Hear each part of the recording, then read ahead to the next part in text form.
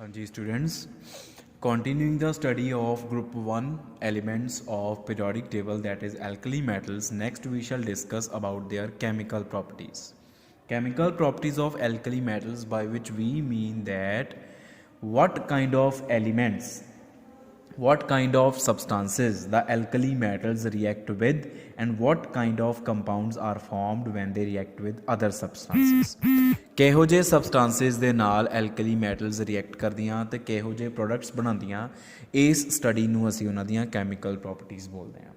ਤਾਂ ਸਭ ਤੋਂ ਪਹਿਲਾਂ ਅਸੀਂ ਗੱਲ ਕਰਦੇ ਹਾਂ ਰਿਐਕਸ਼ਨ ਵਿਦ ਆਕਸੀਜਨ। ਐਲਕਲੀ ਮੈਟਲਸ ਦੀ ਜਦੋਂ ਰਿਐਕਸ਼ਨ ਆਕਸੀਜਨ ਦੇ ਨਾਲ ਹੁੰਦੀ ਆ, ਇਹਨੂੰ ਐਕਸ਼ਨ ਆਫ ਏਅਰ ਜਾਂ ਐਕਸ਼ਨ ਵਿਦ ਏਅਰ ਵੀ ਕਹਿ ਸਕਦੇ ਹਾਂ। ਹਵਾ ਦੇ ਵਿੱਚ ਜਦੋਂ ਐਲਕਲੀ ਮੈਟਲਸ ਆ ਜਾਂਦੀਆਂ ਵਾ ਤਾਂ ਫਿਰ ਕਿਸ ਤਰੀਕੇ ਦੇ ਕੰਪਾਊਂਡਸ ਬਣਾਉਂਦੀਆਂ। ਬੇਸਿਕਲੀ ਆਪਾਂ ਏਅਰ ਦੇ ਵਿੱਚੋਂ ਆਕਸੀਜਨ ਦੇ ਨਾਲ ਰਿਐਕਸ਼ਨ ਦੀ ਹੀ ਡਿਸਕਸ਼ਨ ਕਰਦੇ ਹਾਂ। ਅਦਰਵਾਈਜ਼ ਏਅਰ ਦੇ ਵਿੱਚ ਹੋਰ ਵੀ ਬਹੁਤ ਸਾਰੀਆਂ ਗੈਸਿਸ ਆ ਜਿਹਦੇ ਨਾਲ ਇਹ ਰਿਐਕਟ ਕਰ ਸਕਦੇ ਆ alkali metals, but with majorly with oxygen ਦੇ ਰਿਐਕਟ। ਤਾਂ ਆਕਸੀਜਨ ਦੇ ਨਾਲ ਜਦੋਂ ਐਲਕਲੀ ਮੈਟਲਸ ਰਿਐਕਟ ਕਰਦੀਆਂ, there takes place formation of metal oxides. ਤਾਂ ਮੈਟਲ ਆਕਸਾਈਡਸ ਬਣਦੇ ਆ। ਤਾਂ compound of metal formed with oxygen is called metal oxide, ਜਿਹਦੇ ਵਿੱਚ oxygen is negatively charged anion. Oxygen ਦਾ ਐਨਾਇਨ ਬਣਿਆ ਹੁੰਦਾ, ਮੈਟਲ ਦਾ ਕੈਟਾਇਨ ਬਣਿਆ ਹੁੰਦਾ। ਹੁਣ ਆਕਸਾਈਡ ਜਿਹੜੇ ਆ ਇਹ ਬੇਟਾ ਹੁੰਦੇ ਆ ਬੇਸਿਕਲੀ ਸਾਡੇ ਕੋਲ ਤਿੰਨ ਤਰ੍ਹਾਂ ਦੇ। ਆਕਸਾਈਡਸ ਆਰ ਆਫ 3 ਟਾਈਪਸ। ਸਭ ਤੋਂ ਪਹਿਲੇ ਨਾਰਮਲ ਆਕਸਾਈਡ, ਜਿਹਨੂੰ ਆਪਾਂ ਸਿੰਪਲੀ ਆਕਸਾਈਡ ਬੋਲਦੇ ਹਾਂ। ਦੂਸਰਾ ਪਰਆਕਸਾਈਡ ਤੇ ਤੀਸਰਾ ਸੁਪਰ ਆਕਸਾਈਡ। ਨਾਰਮਲ ਆਕਸਾਈਡ ਕਿਹੋ ਜਿਹਾ ਲੱਗਦਾ ਹੁੰਦਾ? ਇੱਕ ਆਕਸੀਜਨ ਐਟਮ ਦੇ ਉੱਪਰ -2 charge is normal oxide. Peroxide is oxygen molecule ਜਾਂ O2, ਦੋ ਆਕਸੀਜਨ ਐਟਮ ਦੋਨਾਂ ਤੇ -1 ਚਾਰਜ, ਓਵਰਆਲ -2। ਇਹਨੂੰ ਇੱਦਾਂ ਲਿਖਦੇ ਹਾਂ ਅਸੀਂ, -1 ਇਹਦੇ ਉੱਪਰ -1 ਇਹਦੇ ਉੱਪਰ, ਆਹ ਚੀਜ਼। ਤੇ ਸੁਪਰ ਆਕਸਾਈਡ ਕੀ ਆ? O2 ਨੈਗੇਟਿਵ, ਮਤਲਬ ਦੋ ਆਕਸੀਜਨ ਉਹਨਾਂ ਦੇ ਵਿਚਕਾਰ ਬੌਂਡ ਬਣਿਆ ਔਰ ਓਵਰਆਲ -1 ਚਾਰਜ ਆ ਆਕਸੀਜਨਸ ਦੇ ਉੱਪਰ। ਠੀਕ ਹੈ, ਆ ਤਿੰਨ ਤਰ੍ਹਾਂ ਦੇ ਆਕਸਾਈਡਸ ਆ, normal oxide, peroxide, super oxide. ਇੱਕ ਚੀਜ਼ ਹੋਰ ਜੋ ਇਹਨਾਂ ਬਾਰੇ ਦੱਸਣੀ ਜ਼ਰੂਰੀ ਉਹ ਇਹ ਆ ਕਿ ਨਾਰਮਲ ਆਕਸਾਈਡ ਪਰਆਕਸਾਈਡ 'ਚ ਕਨਵਰਟ ਹੋ ਸਕਦਾ ਤੇ ਪਰਆਕਸਾਈਡ ਸੁਪਰ ਆਕਸਾਈਡ 'ਚ ਕਨਵਰਟ ਹੋ ਸਕਦਾ। ਕਿੱਦਾਂ? ਅਗਰ ਨਾਰਮਲ ਆਕਸਾਈਡ ਨੂੰ ਪਰਆਕਸਾਈਡ 'ਚ ਕਨਵਰਟ ਕਰਨਾ ਜਾਂ ਨਾਰਮਲ ਆਕਸਾਈਡ ਪਰਆਕਸਾਈਡ 'ਚ ਕਨਵਰਟ ਹੋਣਾ ਚਾਹੁੰਦਾ ਆ ਤਾਂ ਉਹਦੀ ਆਕਸੀਡੇਸ਼ਨ ਹੋਏਗੀ। Its oxidation will occur. ਹੁਣ ਆਕਸੀਡੇਸ਼ਨ ਦਾ ਮਤਲਬ ਹੁੰਦਾ ਜਾਂ ਤਾਂ ਐਡੀਸ਼ਨ ਆਫ ਆਕਸੀਜਨ ਜਾਂ ਲਾਸ ਆਫ ਇਲੈਕਟ੍ਰੋਨਸ, ਦੋਨੋਂ ਚੀਜ਼ਾਂ ਹੀ ਹੋ ਰਹੀਆਂ। ਲਾਸ ਆਫ ਇਲੈਕਟ੍ਰੋਨਸ ਵੀ ਆਕਸੀਡੇਸ਼ਨ ਆ, ਐਡੀਸ਼ਨ ਆਫ ਆਕਸੀਜਨ ਵੀ ਆਕਸੀਡੇਸ਼ਨ ਆ। ਤੇ ਪਰਆਕਸਾਈਡ ਸੁਪਰ ਆਕਸਾਈਡ ਤਾਂ ਕਨਵਰਟ ਹੋਊਗਾ ਅਗੇਨ ਜੇ ਉਹਦੀ ਆਕਸੀਡੇਸ਼ਨ ਹੋਊਗੀ। ਹੁਣ ਇਹ ਚੀਜ਼ ਨੂੰ ਤੁਸੀਂ ਯਾਦ ਰੱਖਣਾ ਵਾ ਕਿਉਂਕਿ ਇਹ ਸਾਡੇ ਨੈਕਸਟ ਕਨਸੈਪਟ ਦੇ ਵਿੱਚ ਕੰਮ ਆਉਣਾ। ਆਕਸੀਡੇਸ਼ਨ ਦਾ ਮਤਲਬ ਕੀ ਆ? Loss of electron minus electron. ਠੀਕ ਹੈ, ਅੱਛਾ ਹੁਣ ਇਹ ਕਨਸੈਪਟ ਕਿੱਥੇ ਕੰਮ ਆਊਗਾ? ਇਹ ਕਨਸੈਪਟ ਬੇਟਾ ਕੰਮ ਆ ਰਿਹਾ ਇੱਕ ਬੜਾ ਹੀ ਇੰਪੋਰਟੈਂਟ ਕੁਐਸਚਨ ਵੀ ਆ, ਉਹ ਇਹ ਆ ਕਿ ਜਿਹੜਾ ਹੈਗਾ ਵਾ ਲੀਥੀਅਮ, ਇਟ ਫਾਰਮਸ ਮੋਨੋਆਕਸਾਈਡ। ਉਹਦਾ ਨਾਰਮਲ ਆਕਸਾਈਡ ਬਣਦਾ ਹਮੇਸ਼ਾ। ਲੀਥੀਅਮ ਦੇ ਨਾਲ ਹਮੇਸ਼ਾ ਨਾਰਮਲ ਆਕਸਾਈਡ ਵਾਲਾ ਆਕਸਾਈਡ ਆਇਨ ਜੁੜਿਆ ਹੁੰਦਾ ਵਾ। ਠੀਕ ਹੈ, ਜਿਹਨੂੰ ਆਪਾਂ Li2O ਕਹਿ ਦਿੰਦੇ ਹਾਂ। This is normal oxide of lithium. ਜਿਹੜਾ ਸੋਡੀਅਮ ਆ it farms peroxide. Sodium farms peroxide, ਉਹਦਾ ਫਾਰਮੂਲਾ ਹੁੰਦਾ Na2O2। ਐਂਡ ਜਿਹੜੇ ਅਦਰ ਐਲੀਮੈਂਟਸ ਆ, ਅਦਰ ਐਲਕਲੀ ਮੈਟਲਸ,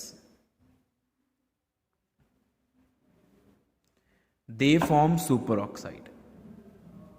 ਉਹਨਾਂ ਦੇ ਸੁਪਰ ਆਕਸਾਈਡ ਬਣਦੇ ਆ ਲਾਈਕ KO2, ਪੋਟਾਸ਼ੀਅਮ ਦਾ ਇੱਦਾਂ ਹੀ, ਰੂਬੀਡੀਅਮ ਦਾ ਇੱਦਾਂ ਹੀ, ਸੀਜ਼ੀਅਮ ਦਾ। तो ਇਹਦੇ ਪਿੱਛੇ ਰੀਜ਼ਨ ਕੀ ਹੈ, what is the reason behind it. तो ਇਹਦੇ ਪਿੱਛੇ ਰੀਜ਼ਨ ਬਹੁਤ ਹੀ ਬੇਟਾ ਧਿਆਨ ਨਾਲ ਸਮਝਣਾ।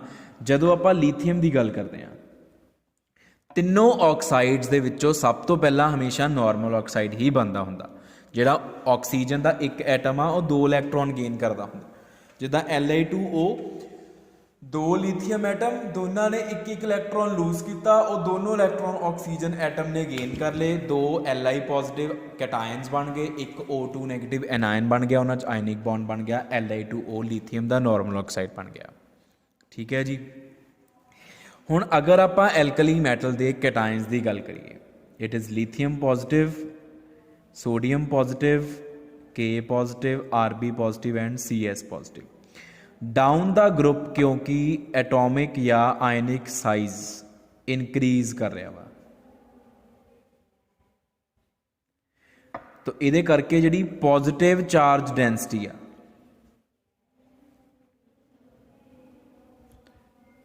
वो डिक्रीज कर रही है। What is positive charge density? Positive charge upon volume. ਹੁਣ ਸਾਰਿਆਂ ਤੇ positive charge remains same +1+1+1, but volume is increasing. Volume increase ਕਰਨ ਦੇ ਨਾਲ ਜਿਹੜੀ ਪੋਜ਼ਿਟਿਵ ਚਾਰਜ ਡੈਂਸਿਟੀ ਆ ਉਹ ਡਿਕਰੀਜ਼ ਕਰ ਰਹੀ, ਕਿਉਂਕਿ ਪੋਜ਼ਿਟਿਵ ਚਾਰਜ ਦਾ ਮੈਗਨੀਟਿਊਡ ਸੇਮ ਆ। Now what is the meaning of positive charge density? It is actually power of positive charge.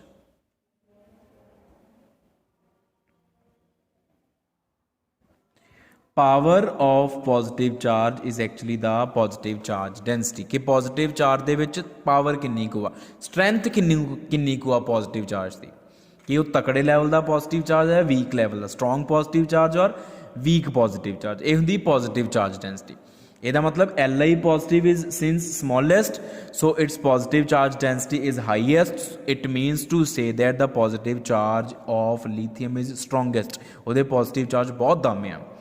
And positive charge of caesium is weakest. ਉਹਦੇ positive charge ਦੇ ਵਿੱਚ ਬਿਲਕੁਲ ਵੀ ਦਮ ਨਹੀਂ ਹੈਗਾ। It's positive charge density is least. ਠੀਕ ਹੈ, ਤੁਹਾਨੂੰ ਲੇਮੈਨ ਲੈਂਗੁਏਜ ਦੇ ਵਿੱਚ ਵੀ ਨਾਲ ਸਮਝਾ ਰਿਹਾ।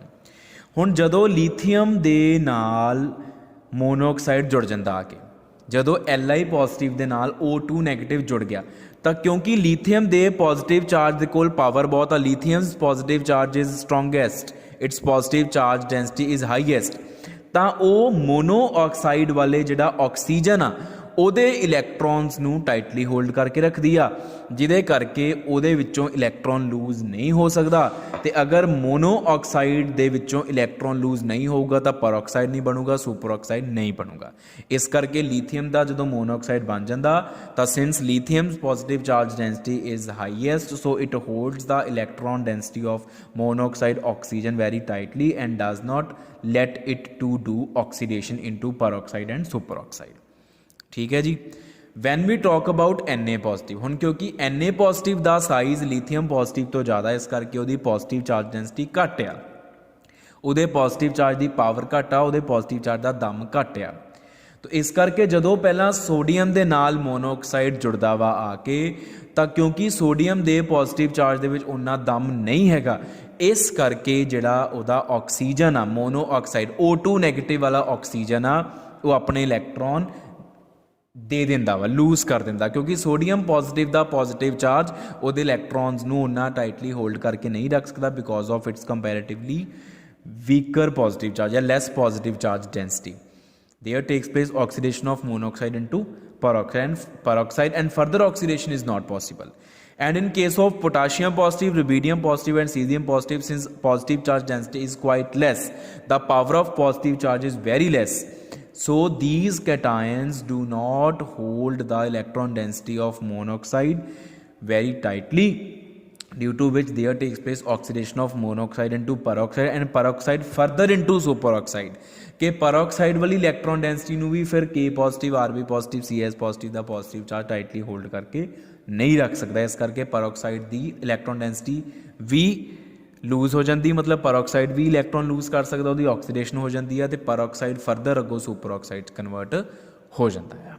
इस करके इन्हां तिन्नां कैटायंस दे सुपरऑक्साइड्स बनते हैं। तो this is the reason. Next बेटा आप डिस्कस करते हैं reaction of alkali metals with hydrogen. Reaction with hydrogen. तो जदों एल्कली मैटल्स हाइड्रोजन नाल रिएक्ट करदियां तां हाइड्राइड्स बनदे आ, हाइड्राइड्स आर फॉर्मड।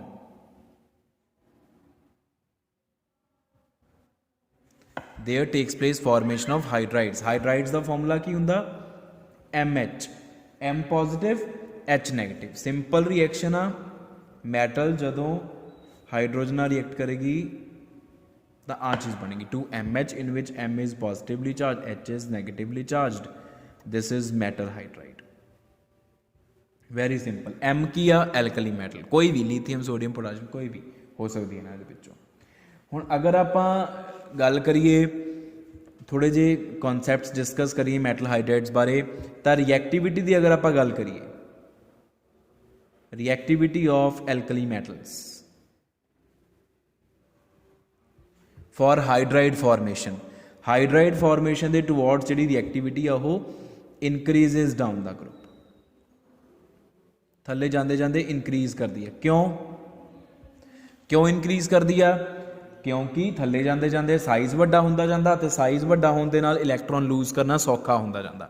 मैं पहले ही दस्सिया सी तुहानूं पिछले चैप्टर दे विच कि एल्कली मैटल्स की रिएक्टिविटी डाउन द ग्रुप हमेशा इनक्रीज करती, क्योंकि डाउन द ग्रुप साइज़ वधन दे नाल इलैक्ट्रॉन लूज करना सौखा हो जाता वा। जे आपां हुण हाइड्राइड्स दे आयनिक करैक्टर की गल करिए, आयनिक character of hydrides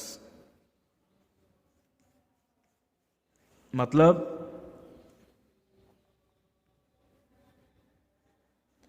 we have LiH, we have NaH, we have KH, we have RBH and we have SCH। तो ये हाइड्राइड्स है। थले जाते जाते आयनिक करैक्टर जिहड़ा वा वो इनक्रीज करता अकॉर्डिंग टू फजान रूल्स। की कहते Fajans rules?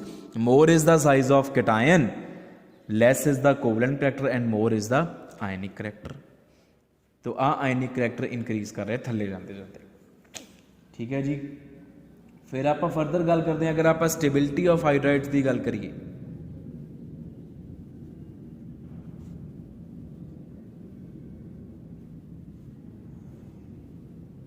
The stability of hydrides दे विच असीं कहने the stability of hydride decreases from LiH to CSH। Lithium hydride की स्टेबिलिटी सब तो ज़्यादा वा ते सीजीएम हाइड्राइड की स्टेबिलिटी सब तो घट। ये बाकी सारे आप लिख सकते हैं इस तरीके दे नाल। वो क्यों? वो आप फिर कह सकते हैं on the basis of size difference. Hydrogen छोटा, hydride ion is very small, lithium भी small, size difference is very less, जिहदे करके साइज डिफरेंस लैस का मतलब ये दोनों ही स्मॉल है, ये करके बॉन्ड लेंथ भी छोटी होएगी, बॉन्ड विल भी स्मॉल। क्योंकि सीजीएम का साइज बहुत वड्डा वा, इस करके CSH का जिहड़ा बॉन्ड आ उसकी बॉन्ड लेंथ ज़्यादा होएगी। एंड सानू पता larger or longer are the bonds weaker are they, जिन्ने लंबे बॉन्ड्स होंगे उन्ने वीक होंगे। इस करके LiH is most stable and CSH is least stable, because the bond between Li and H is strongest because of its least bond length, and the bond between CS and H is weakest because of its largest bond length. आ reason आ जाएगा ये पिछे। Next बेटा जी आप property की गल करते हैं वो है रिड्यूसिंग करैक्टर की। Reducing character of the hydrides. हुण हाइड्राइड्स जिहड़े आ they are reducing agents because they are capable of releasing hydrogen, and the substances which are capable of losing hydrogen they are called reducing agents because they reduce others and oxidise themselves. तो क्योंकि LiH most stable आ ते CSH least stable आ, इस करके CSH दे विचों hydrogen सब तो जल्दी बाहर निकलेगा, LiH दे विचों हाइड्रोजन सब तो लेट बाहर निकलेगा। इस करके असीं कहने आ CSH is most reducing and LiH is least reducing, because reducing character means the tendency to lose hydrogen, to reduce others and oxidise itself themselves. तो उहदे बेसिस पे CSH is having most reducing character या highest reducing character, LiH is having least reducing character. तो एक बेटा आप गल करते हैं कि जिहड़े ये हाइड्राइड्स होंदे आ, जदों आपां इन्हां नूं पानी दे नाल रिएक्ट कराने आ, पानी दे विच घोलदे आ, तां ये सानूं हाइड्रोक्साइड्स दिंदे आ, they give us hydroxides. This is metal hydroxide with the release of hydrogen gas. Hydrogen gas ਦੇ ਰਿਲੀਜ਼ ਦੇ ਨਾਲ ਸਾਡੇ ਕੋਲ ਮੈਟਲ ਹਾਈਡਰੋਕਸਾਈਡਸ ਆ ਜਾਂਦੇ ਆ। ਇਹਨਾਂ ਦੀ ਵਾਟਰ ਦੇ ਨਾਲ ਰਿਐਕਸ਼ਨ, ਠੀਕ ਹੈ ਜੀ। ਸਪੈਸ਼ਲੀ ਅਗਰ ਇੱਥੇ ਲੀਥੀਅਮ ਹੋਵੇ, ਜਿਹੜਾ ਲੀਥੀਅਮ ਦਾ ਹਾਈਡਰਾਈਡ ਆ, ਲੀਥੀਅਮ ਹਾਈਡਰਾਈਡ ਨੂੰ ਵਾਟਰ ਦੇ ਨਾਲ ਰਿਐਕਟ ਕਰਾ ਕੇ ਲੀਥੀਅਮ ਹਾਈਡਰੋਕਸਾਈਡ ਤੇ ਨਾਲ ਜਿਹੜੀ ਹਾਈਡਰੋਜਨ ਗੈਸ ਨਿਕਲਦੀ ਆ, ਇਹਨੂੰ ਅਸੀਂ ਮਿਲਟਰੀ ਪਰਪਸਿਸ ਦੇ ਲਈ ਯੂਜ਼ ਕਰ ਸਕਦੇ ਹਾਂ, ਜਾਂ ਜਿਹੜੇ ਬੈਲੂਨਸ ਵਗੈਰਾ ਫਿਲਿੰਗ ਕਰਨ ਦੇ ਲਈ ਯੂਜ਼ ਕਰ ਸਕਦੇ ਹਾਂ। So this is all about the hydrides, metal hydrides, reaction of alkali metals with hydrogen. Next we have reaction with halogens.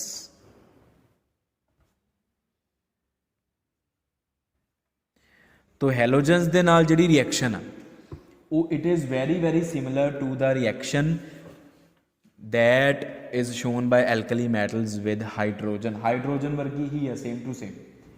तो सेम टू सेम उदा ही metal plus halogen we gave या वी गेट मैटल हैलाइड्स। साडे कोल metal halides आ जाते हैं, और मैटल हैलाइड्स दियां all properties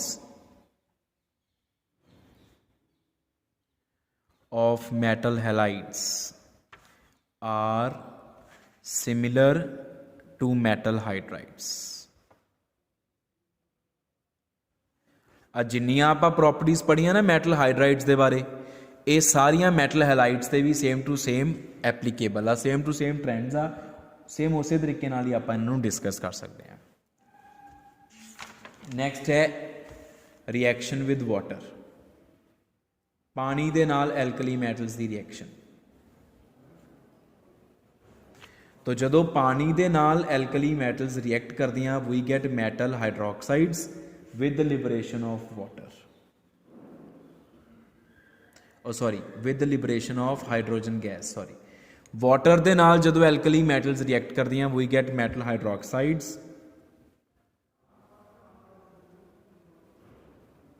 and hydrogen gas is liberated, and this reaction is explosive reaction। ਇਹ reaction explosive reaction ਆ, ਕਿਉਂ? ਕਿਉਂਕਿ ਇਹ reaction exothermic ਆ, बहुत ज़्यादा एक्सोथर्मिक तो नहीं हैगी, लेकिन हाइड्रोजन गैस जिहड़ी लिबरेट हो रही आ it catches fire immediately after it is formed. जिद्दां ही ये रिएक्शन हुंदी आ hydrogen gas is liberated and this hydrogen gas immediately catches fire with the heat of this own reaction. अपनी जिहड़ी इहदी हीट है एक्सोथर्मिक होने करके उहदी हीट नाल ही हाइड्रोजन गैस जिहड़ी आ ओह फायर कैच कर लैंदी, तो एक्सप्लोजन टेक्स प्लेस। इस करके असीं कहने दिस रिएक्शन इज़ एक्सप्लोजिव। यही कारण आ असीं कहने आ कि जिहड़ियां एल्कली मैटल्स आ, ऑल एल्कली मैटल्स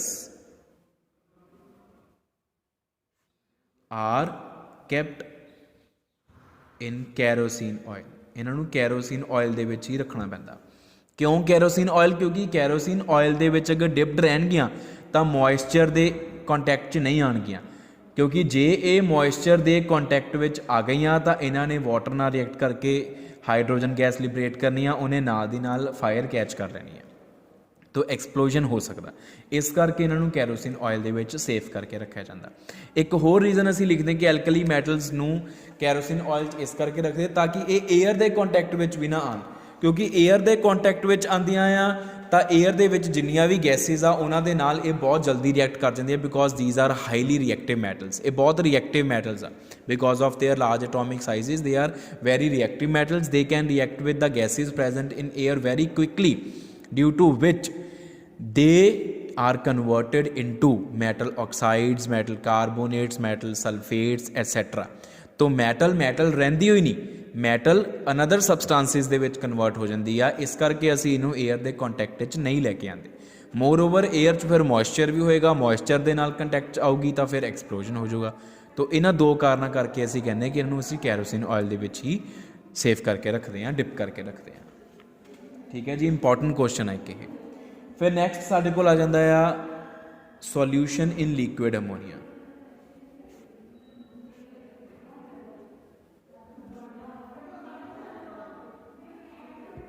ਜਦੋਂ ਆਪਾਂ ਐਲਕਲੀ ਮੈਟਲਸ ਨੂੰ ਅਮੋਨੀਆ ਲਿਕੁਇਡ ਅਮੋਨੀਆ ਦੇ ਵਿੱਚ ਘੋਲਦੇ ਆ, ਡਿਸੋਲਵ ਕਰਦੇ ਆ, ਤਾਂ ਕੀ ਹੁੰਦਾ? Solution in liquid ammonia is coloured. ਤਾਂ ਜਾਂ ਇਹ ਕੁਐਸਚਨ ਇਦਾਂ ਆਂਦਾ ਹੁੰਦਾ ਆ ਕਿ the solution of alkali metals in liquid ammonia are coloured solutions. Why it is so, ये क्यों कलर दिंदियां वा सोल्यूशन या सोल्यूशन बनते सारी सोल्यूशन कलर्ड क्यों हो जाता वा? वो इस करके कि आ मैटल आ मान लो, और इनू असी जदों लिक्विड अमोनीया NH3 लिक्विड ये घोलिया तो मैटल शोज़ आयोनाइजेशन। इमैजिन करो एक बीकर दे विच liquid ammonia NH3 molecules everywhere, ਉਹਦੇ ਵਿੱਚ ਮੈਟਲ ਦਾ ਇੱਕ ਐਟਮ ਪਾਇਆ, ਜਿੱਦਾਂ ਹੀ ਐਟਮ ਲਿਕੁਇਡ ਅਮੋਨੀਆ 'ਚ ਗਿਆ ਮੈਟਲ ਦੇ ਵਿੱਚੋਂ ਇਲੈਕਟ੍ਰੋਨ ਸੈਪਰੇਟ ਹੋ ਗਿਆ ਔਰ ਮੈਟਲ ਦੇ ਉੱਪਰ ਆ ਗਿਆ ਪੋਜ਼ਿਟਿਵ ਚਾਰਜ। ਹੁਣ ਪੋਜ਼ਿਟਿਵ ਚਾਰਜ ਦੂਰ ਕਿਉਂ ਲਿਖਿਆ ਮੈਂ ਦੱਸਦਾ, ਤੇ ਨਾਲ ਹੀ ਇਲੈਕਟ੍ਰੋਨ ਦਾ ਨੈਗੇਟਿਵ ਚਾਰਜ ਵੀ ਮੈਂ ਦੂਰ ਕਰਕੇ ਲਿਖ ਰਿਹਾ ਹਾਂ। ਇੱਦਾਂ ਕਿਉਂ? ਇਮੈਜਿਨ ਕਰੋ M ਪੋਜ਼ਿਟਿਵ E ਨੈਗੇਟਿਵ। ਹੁਣ M ਪੋਜ਼ਿਟਿਵ ਦੇ ਆਲੇ ਦੁਆਲੇ ਅਮੋਨੀਆ ਮੋਲੀਕਿਊਲਸ, E ਨੈਗੇਟਿਵ ਦੇ ਆਲੇ ਦੁਆਲੇ ਵੀ ammonia molecules. Ammonia is a polar molecule, ਉਹਦੇ ਕੋਲ ਪੋਜ਼ਿਟਿਵ ਪੋਲ ਵੀ ਹੋਏਗਾ, ਨੈਗੇਟਿਵ ਪੋਲ ਵੀ ਹੋਏਗਾ। ਜਿਹੜਾ M ਪੋਜ਼ਿਟਿਵ ਹੋਏਗਾ ਉਹ ਅਮੋਨੀਆ ਦੇ ਨੈਗੇਟਿਵ ਪੋਲਸ ਨੂੰ ਅਟਰੈਕਟ ਕਰੇਗਾ, ਜਿਹਦੇ ਕਰਕੇ M ਪੋਜ਼ਿਟਿਵ ਦੇ ਨਾਲ ਕਾਫੀ ਸਾਰੇ NH3 ਮੋਲੀਕਿਊਲਸ ਅਟੈਚ ਹੋ ਗਏ ਥਰੂ ਅਟਰੈਕਟਿਵ ਫੋਰਸਿਸ, ਅਟਰੈਕਸ਼ਨ ਕਰਕੇ। ਤੇ E ਨੈਗੇਟਿਵ ਜਿਹੜਾ ਨੈਗੇਟਿਵ ਚਾਰਜ ਆ ਉਹ ਕਿਉਂਕਿ NH3 ਦੇ ਕੋਲ ਪੋਲਰ ਮੋਲੀਕਿਊਲ ਹੋਣ ਕਰਕੇ ਪੋਜ਼ਿਟਿਵ ਪੋਲ ਵੀ ਹੈ, ਨੈਗੇਟਿਵ ਪੋਲ ਵੀ ਆ, ਤੇ ਜਿਹੜੇ ਇਲੈਕਟ੍ਰੋਨ ਨੈਗੇਟਿਵਲੀ ਚਾਰਜ ਇਲੈਕਟ੍ਰੋਨਸ ਹੋਣਗੇ ਉਹ ਅਮੋਨੀਆ ਦੇ ਪੋਜ਼ਿਟਿਵ ਪੋਲਸ ਨੂੰ ਅਟਰੈਕਟ ਕਰਨਗੇ ਤੇ ਕਾਫੀ ਸਾਰੇ ਅਮੋਨੀਆ ਮੋਲੀਕਿਊਲਸ ਅਟਰੈਕਸ਼ਨ ਦੇ ਥਰੂ ਇਲੈਕਟ੍ਰੋਨ ਦੇ ਨਾਲ ਵੀ ਐਸੋਸੀਏਟ ਹੋ ਜਾਣਗੇ। ਤੋ M ਦੇ ਨਾਲ ਮੰਨ ਲਓ NH3 ਕਿੰਨੇ ਅਟੈਚ ਹੋ ਗਏ? X।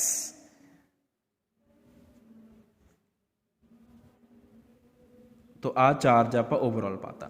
इदां ही इलैक्ट्रॉन दे नाल मान लो किन्ने अमोनीया मॉलीक्यूल्स अटैच हो गए? Y। तो इस तरह के कैटायन नूं बोलते हैं अमोनीएटेड कैटायन, ते इस तरह के इलैक्ट्रॉन नूं असीं बोलते हैं अमोनीएटेड इलैक्ट्रॉन। तो टोटल किन्ने अमोनीया मॉलीक्यूल्स लगे? X मॉलीक्यूल्स जुड़ गए मैटल आयन दे नाल ते Y जुड़ गए इलैक्ट्रॉन दे नाल, टोटल X प्लस Y। ठीक है, तो मैटल दे नाल total X plus Y number of NH3 मॉलीक्यूल्स अगर असी लिखिए तो फिर X जिहड़े आ ओह मैटल आयन कैटायन नाल लग गए ते Y जिहड़े इलैक्ट्रॉन नाल लग गए। इहनूं बोलदे अमोनीएटेड कैटायन ते अमोनीएटेड इलैक्ट्रॉन। ठीक है, तो ये हुण सॉल्यूशन कलर्ड क्यों होंदा? This solution is coloured because of presence of unpaired ammoniated electrons. Those substances which contain unpaired electrons, they are paramagnetic and they are usually colored. So why ammonia solutions are colored? Because of presence of unpaired ammoniated electrons. And एक दा feature होर हुंदा इस solution दा, वो आ कि ये solutions जिहड़े आ कंडक्टिंग नेचर दे हुंदे आ। They are conducting in nature, मतलब they are conductors। ਜਦੋਂ ਮੈਟਲ ਨੂੰ ਅਮੋਨੀਆ 'ਚ ਘੋਲ ਦਿੰਦੇ ਆ ਤਾਂ ਜਿਹੜਾ ਸੋਲਿਊਸ਼ਨ ਆ ਉਹ ਕੰਡਕਟਰ ਹੁੰਦਾ। ਕਿਉਂ ਕੰਡਕਟਰ ਹੁੰਦਾ ਉਹ? Why it is conducting in nature? Because of presence of freely moving ammoniated cations and ammoniated electrons. ਕਿਸੇ ਵੀ ਸਬਸਟੈਂਸ ਦੇ ਵਿੱਚ ਅਗਰ ਫ੍ਰੀ ਚਾਰਜ ਹੋਏਗਾ, ਅਗਰ ਚਾਰਜ ਫ੍ਰੀਲੀ ਘੁੰਮੇਗਾ ਤਾਂ ਉਹ ਉਹਦੇ 'ਚੋਂ ਇਲੈਕਟ੍ਰਿਸਿਟੀ ਜ਼ਰੂਰ ਪਾਸ ਕਰ ਸਕਦੀ ਹੋਊਗੀ। ਹੁਣ ਸੋਲਿਊਸ਼ਨ ਦੇ ਵਿੱਚ ਕੈਟਾਇਨਸ ਪਏ ਆ, ਇਲੈਕਟ੍ਰॉन्स ਪਏ ਔਰ they are freely moving. Because of these freely moving ammoniated cations and ammoniated electrons, the solutions are conducting in nature. Now why दोबारा बोल रहे हैं ये अमोनीएटेड कैटायन ते अमोनीएटेड इलैक्ट्रॉन क्यों? क्योंकि जिहड़ा मैटल कैटायन आ ਉਹਦੇ ਨਾਲ भी कुछ अमोनिया मॉलीक्यूल्स अटैच्ड आ वाया अट्रैक्टिव फोर्सिस, जिन्होंने असीं आयन डाइपोल फोर्सिस कहने आ। तो जिहड़ा इलैक्ट्रॉन आ वो भी अमोनीएटेड क्यों आ? क्योंकि ਉਹਦੇ ਨਾਲ भी अमोनिया मॉलीक्यूल्स एसोसीएटेड आ वाया अट्रैक्टिव फोर्सिस। इस करके अमोनीएटेड वर्ड यूज़ कर रहे हैं असीं नाल। यूजुअली बेटा these solutions are blue in color, इन्हां दा कलर यूजुअली ब्लू हुंदा वा। अगर आपां गल करदे हां कंसनट्रेटेड सॉल्यूशंस दी, ਜਿਹੜੇ ਆਪਾਂ ਹੁਣ ਸੋल्यूशन ਬਣਾਏ ਆ ਇਹ ਸੋल्यूशन ਲਿਕੁਇਡ ਮੀਨੀਆ ਅਮੋਨੀਆ ਇਜ਼ ਡਾਇਲੂਟ ਸੋल्यूशन। ਆਪਾਂ ਡਾਇਲੂਟ ਸੋल्यूशन ਦੀ ਗੱਲ ਕੀਤੀ। If you talk about highly concentrated solutions, concentrated solution मतलब ਮੈਟਲ ਬਹੁਤ ਜ਼ਿਆਦਾ ਪਾਤੀ ਆ ਤੁਸੀਂ। तो ਮੈਟਲ ਐਟਮਸ ਅਗਰ ਤੁਸੀਂ ਜ਼ਿਆਦਾ ਐਡ ਕੀਤੇ ਆ ਤਾਂ ਡੈਫੀਨੇਟਲੀ ਅਮੋਨੀਏਟਡ ਇਲੈਕਟ੍ਰॉन्स ਵੀ ਜ਼ਿਆਦਾ ਆਣਗੇ। तो ज़्यादा more number of ammoniated electrons they will pair up, they will combine with each other and they will pair up them in between themselves। ਉਹਨਾਂ ਦੀ ਆਪਸ ਦੇ ਵਿੱਚ ਪੇਅਰਿੰਗ ਹੋ ਜੂਗੀ। ਇਹਦਾ ਮਤਲਬ number of unpaired electrons decrease ਕਰਨਗੇ। ਤੇ ਅਗਰ number of unpaired electrons decrease करनगे तो जिहड़ा पैरामैगनैटिक करैक्टर आ द पैरामैगनैटिक करैक्टर डिक्रीजेस। तो यह भी क्वेश्चन सानू आ सकदा that dilute solutions of alkali metals in liquid ammonia are more paramagnetic as compared to concentrated solutions because as the concentration increases the number of ammoniated electrons increases and more number of ammoniated electrons pair up. Due to pairing of electrons the paramagnetic character decreases. Also the blue color changes to bronze color. Blue colour भी bronze colour च convert हो जाता। Definitely colour भी change करेगा, अगर number of unpaired electrons change करेंगे तो colour also changes, तो colour changes to bronze. This is about the solution of alkali metals in liquid ammonia. Next last property is reducing character.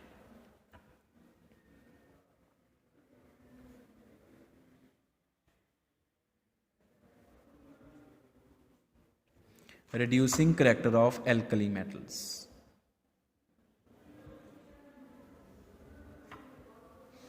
So alkali metals are reducing in nature. They are highly reducing in nature. Why so? Because they are capable of losing electrons very easily, and the substances which can lose electron easily are reducing agents. What are reducing agents? Which can lose electrons easily. And reducing agents they oxidise themselves, उन्होंने अपनी हमेशा oxidation होंदी है। वो तो हुण सानू पता ही आ कि एल्कली मैटल्स की ऑक्सीडेशन बड़ी ईजिली हो जाती है, इन्हां चों इलैक्ट्रॉन बहुत ईजिली निकल जाता वा क्योंकि साइज बहुत वड्डा, ionization enthalpy values are very less, are very low, तो इस करके they are very good reducing agents. Now if we compare the reducing character of lithium, sodium, potassium, rubidium and caesium, अगर आप इन्हां दा रिड्यूसिंग करैक्टर कंपेयर करिए तो reducing character should increase down the group.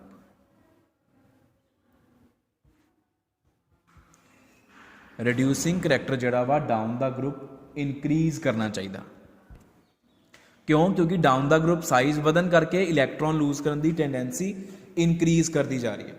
Lithium is smallest in size, so its tendency to lose electron is least, and cesium is largest in size, so its tendency to lose electron is highest.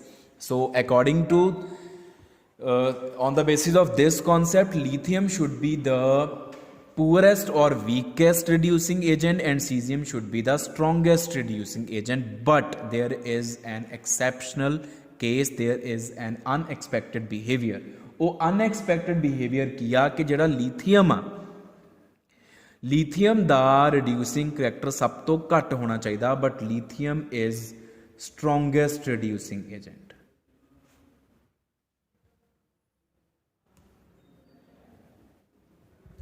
Otherwise जे आपां हुण इत्थों sodium तो caesium की गल करिए, if you talk about sodium, potassium, rubidium and caesium, down the group reducing character increase ही कर रहा वा। पोटाशियम का रिड्यूसिंग करैक्टर सोडियम तो ज़्यादा, रुबीडियम का पोटाशियम तो ज़्यादा, सीजियम का रुबीडियम तो ज़्यादा। लिथियम का सोडियम तो घट होना चाहिए रिड्यूसिंग करैक्टर, लेकिन लिथियम का reducing character is unexpectedly very high, even more than caesium. आ क्वेश्चन है साडा, इन्ना अनएक्सपैक्टेड बिहेवियर लिथियम का क्यों आ? हुण ये असीं देख सकते हैं फ्रॉम ऑक्सीडेशन पोटेंशियल वैल्यूज़।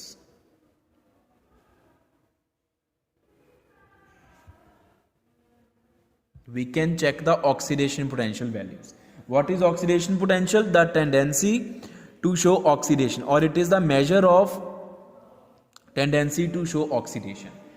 अगर आप लिथियम के ऑक्सीडेशन पोटेंशियल की गल करें, E nought lithium to lithium positive, इदा ही E nought sodium to sodium positive, इदा ही K to K positive, R B to R B positive and C S to caesium positive.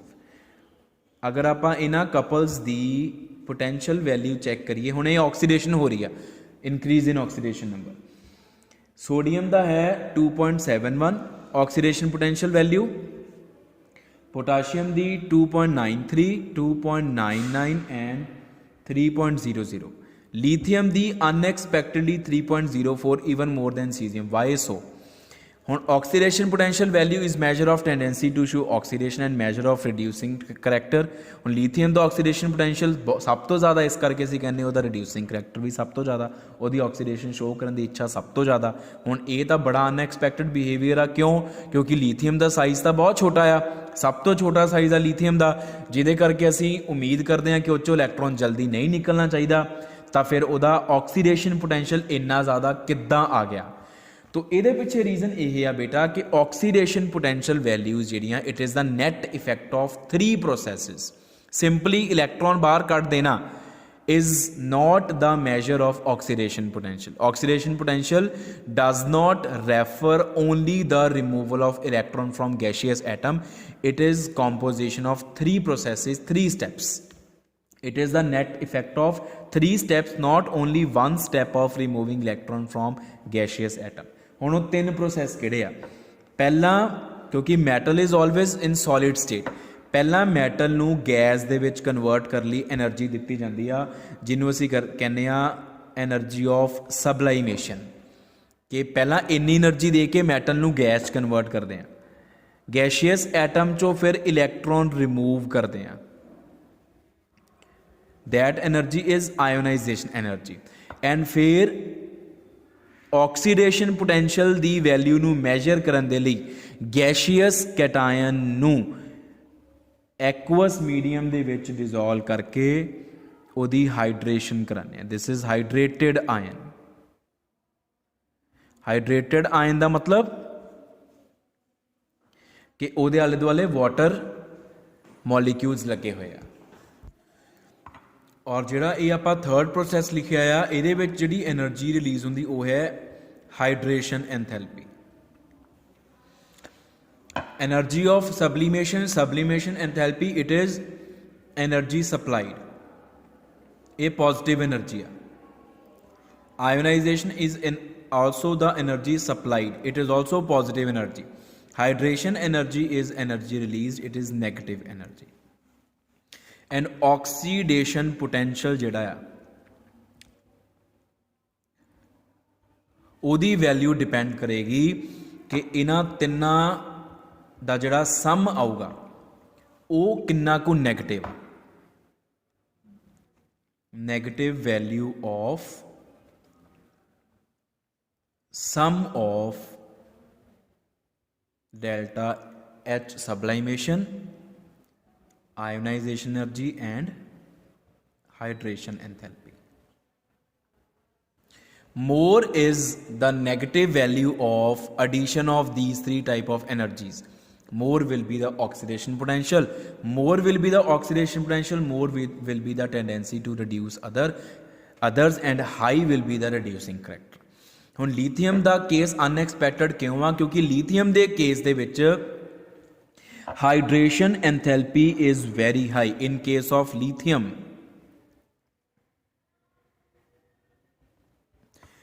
delta hydration H is highly negative, बहुत ज़्यादा negative आ, इन्ना negative आ that it compensates the positive values of IE and delta sublimation H। इन्हां दोनों की value positive आ, इन्हां दा दोनों का सम भी पॉजिटिव आएगा, लेकिन हाइड्रेशन एंथैल्पी लीथीअम के केस बहुत ज़्यादा नैगेटिव आ कि ओवरऑल तिन्नां दा सम जिहड़ा वो नैगेटिव आ जाऊगा। और जिहदे करके फिर ऑक्सीडेशन पोटेंशियल की वैल्यू लीथीअम के केस दे विच बहुत ज़्यादा आती है। तो जे लीथीअम के केस ऑक्सीडेशन पोटेंशियल वैल्यू ज़्यादा वा तो डेफिनेटली असीं कहांगे कि उहदा रिड्यूसिंग करैक्टर भी ज़्यादा होएगा। तो यही ये पिछे रीजन आ कि why lithium is strongest reducing agent of all the alkali metals. This is because its oxidation potential value is highest. Why its oxidation potential value is highest? Because oxidation potential value is the consequence of net effect of 3 processes which are written below। जे तुसी answer लिखना इधर लिखना, फिर तुसी तीनों process लिखोगे और ओदे बाद लिखोगे out of the 3 enthalpies considered, enthalpy of sublimation and ionization enthalpy, they are the supplied enthalpies, so they have positive sign, and hydration enthalpy is the released enthalpy, so it has negative sign। When we add all these 3 types of enthalpies, the sign of overall energy measures the oxidation potential value.